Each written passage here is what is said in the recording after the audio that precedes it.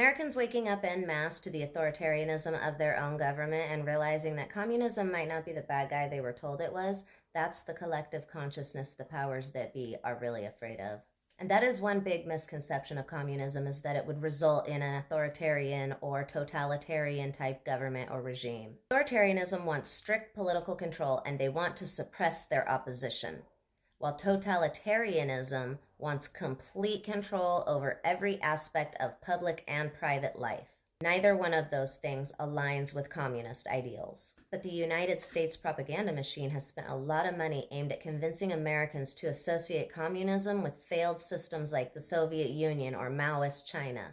That way they can say, oh look, communism doesn't work. It fails every time. They conveniently exclude, of course, all of the money and manpower they dedicated to undermining and destabilizing those efforts. So those systems were not actually communist. They would have liked to have been. They tried to be, but the United States' incessant interventions made it impossible. When the biggest, strongest bully in all of the land comes after you, your chances of success are pretty slim. True Marxist communism is very clearly defined as stateless, classless, and moneyless. In general, there are multiple diverse interpretations and applications and democratic approaches to achieving a society based on equal and collective welfare. I said in another video, China is actually not communist either. They are still about 30 to 40% socialist though, and that is like a leftover remnant from a time when they did attempt a communist society.